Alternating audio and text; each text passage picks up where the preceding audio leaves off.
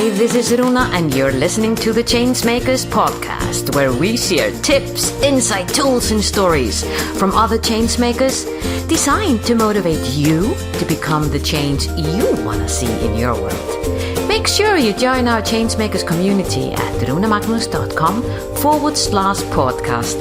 And now, this is your time to sit back, relax, and enjoy. Welcome to the Changemakers podcast. I am more than thrilled to have you as our guests. What you have been doing in the gender box is so remarkable, and so I so welcome it, because I think what you've been doing, you're a pioneer in so many ways of looking at the gender box from your perspective. Tell me, and tell my audience here, how did your journey begin? My background is, because I think we have to talk about my background, because I call myself a feminist today, but I haven't been a feminist, for like 6 years or something. My background is that all my life lived by privilege. I mean, I've been living my mainstream life. I am a hetero guy. I played soccer for 20 years. I was in the under 17 national team in soccer. And so on. I say that I was a misogynist guy. I didn't understand why women, especially feminist women, were always mixing gender with everything and talking about how man was bad.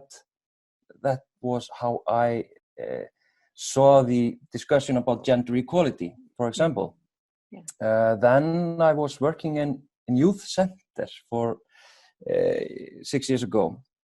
And I think one moment when I nail polished I painted my nails at the youth center.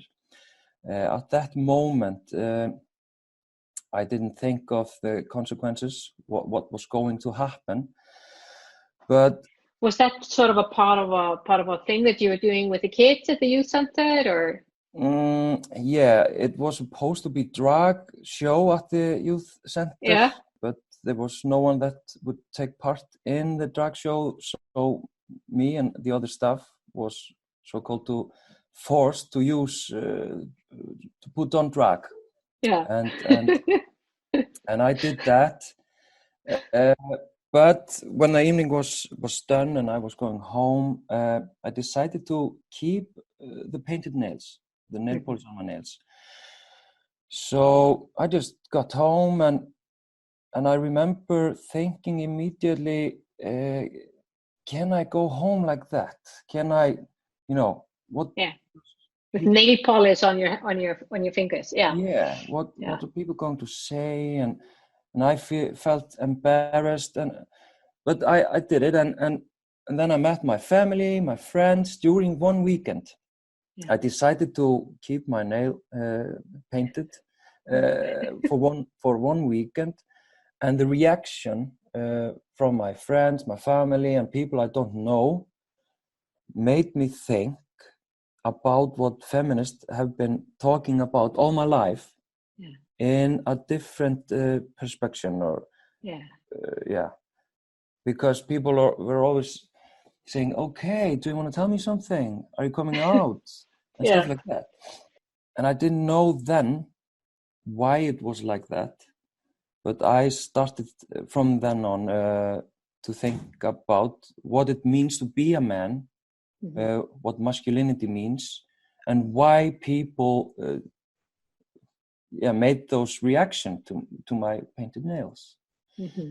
So for 6 years I've been thinking about how can I talk about masculinity and those gender ideas that are forced upon us, and we just play on by those rules that nobody has told us. There's no one that has ever tell me that I cannot use nail polish, but I know that it is not for me, straight guy. So yeah, I've been thinking a lot, and you mentioned maybe the hashtag Karlmennskan and my project Karlmennskan on social media, Instagram and Facebook. If I talk a little bit about hashtag Karlmennskan. Absolutely. But before you go into the hashtag, and because Karlmennskan, for those who don't understand Icelandic, means masculinity, or to be masculine, or to be a man, which is what we talk about in the Normal Boxes movement, and in our project. We are raising awareness around this, putting people into boxes. Isn't it interesting when you're talking about people being confused? Now they saw you with a nail polish, so like, he's no longer in the straight white man box. Mm-hmm. Where am I going to put him? Am I going to put him into the gay box? Mm-hmm. And this tendency of ours to start to judge people, and it's like we become like irritatable, or we're unsure. What am I going to do with this guy? I mean, here he is. I used to think that he was the straight guy box, but now is he in the? That causes the uncertainty somehow when with retrospective thinking. Here's a man, and hey, he likes to polish his nails. How cute is that? Do I like his color? Yeah. So it's interesting where listening to you really feeling and talking about how you felt people trying to put you into another box. But then you started to go into using hashtag Karlmennskan or hashtag the man. What was what happened then? Okay, I have to say the idea comes originally from one of my feminist friends. She sent me a message and said, hey, what do you think about encouraging men to share their stories, how those ideas of masculinity affected their life? And yeah, in some ways. So that is the drive, and I wrote on my Facebook, I said something like, hey guys, let's start a revolution. Let's talk about how masculinities and those ideas affect our lives. And I got no reaction at first, except from women. Women were sharing my Facebook status and encouraging men to share their stories. But it wasn't until I posted the same post on Twitter that I got some stories from men. And in the end, I got around 900 stories. Whoa!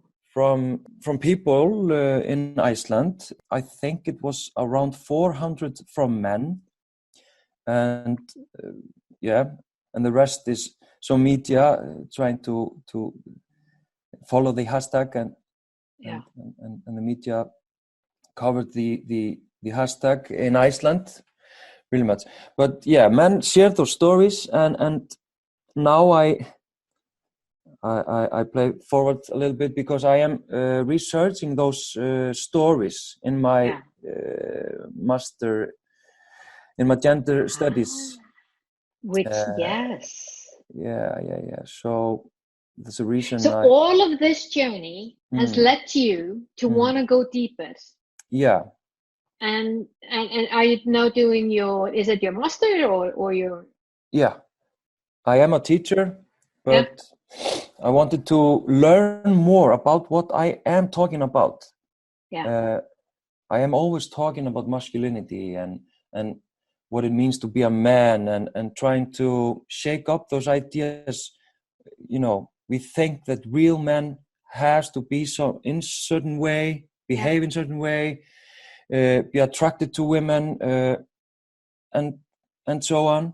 Yeah. So I've been thinking about it a lot. And the hashtag Karlmennskan made me, or showed me, how important it is for Icelandic men and I think men around the world, to talk about those ideas that are forcing us to be in a certain way, behave, and things like that. So yeah, I quitted my job and started to learn and study about those ideas, because I really want to know what this is about.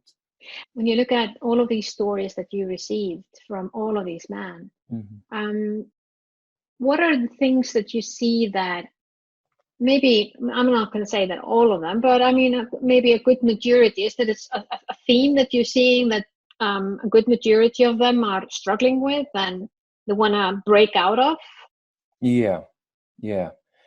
It is clear to me that the masculine ideas, and you talk about box that men are in, the man box is really small, and I think, and that is what I see and what I feel about my stories that I am reading now.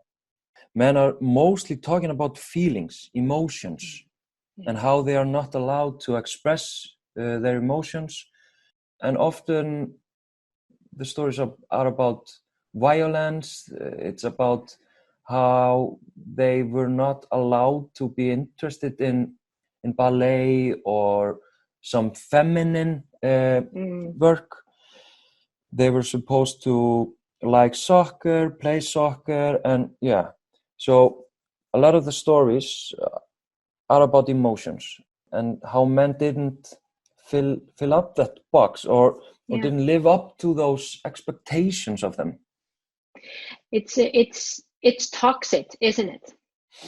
Thinking about, here you are, you go into the world, you want to share, you have a gift, you have some skills, you have some knowledge, you have experience, you have a heart, you have a mind, and if you in some way, one way or another, you are being blocked, or you think actually there's basically nothing physically blocking you, but if your mind is blocking you because you think that if you do something different, like you did nail polishing yourself that evening, you will be judged, you will be ridiculed, you will not be accepted. And so that's basically the blockage, rather than so I think this is fascinating, because here we come from a country that has been number one in the world for gender equality for 9 or 10 years or whatever.